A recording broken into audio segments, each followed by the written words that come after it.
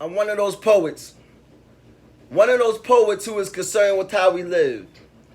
Because if things like melanin and sex are no longer considered sacred, then what does that say about our kids? See, there's a difference between providing for and raising these babies. If parents don't care to know the difference, then our babies will get caught up in the system, caught up in the matrix, probably get caught up in being promiscuous, probably get caught up in a bond hearing in front of a judge as we try hard to keep our babies out of a cell doing the math, because if they are lucky, then their freedom amounts to 10% of a bail. But when it comes to these mental cells, these mental penitentiary cells, there is no bail. But why should there be? Because when you choose to be locked up in a mental penitentiary, that means that you choose to be locked up in a mental cell holding the same damn keys that'll set your black ass free. See, they say my poetry is out of this world.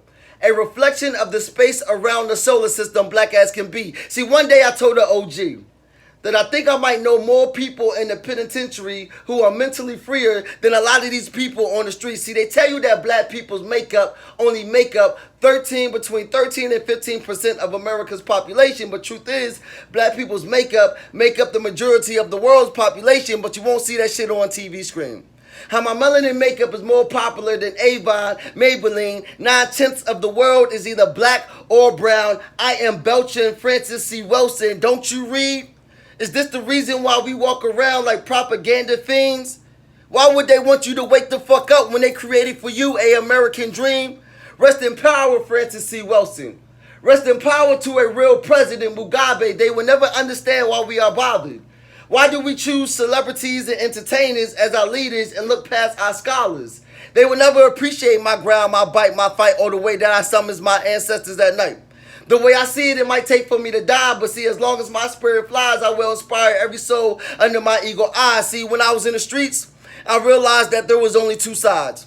Homicide and suicide, and we both know what that brings, so there's no need to clarify. I be that poet preacher, possessed by every spirit under the Orisha, having a ancestral Holy Spirit seizure. I be that timekeeper that keeps time, that reminds every savage that my ancestors are the reason why you are not 100% uncivilized. But to say some shit like that might be uncivilized. Don't think because you can move around physically that you aren't paralyzed. See, I lived through the laws of reincarnation, so I lived through many lives while you lived through many lives. See, lately I've been reading more books. To be aware is to be alive. And see, it may be unfair, but the unaware have already died. But see, that doesn't mean that the unaware cannot be revived. Unaware of their identity, unaware of their power, all the way down to the bone gristle. When are we as Africans in America going to stop acting like some of us aren't running around with identity issues?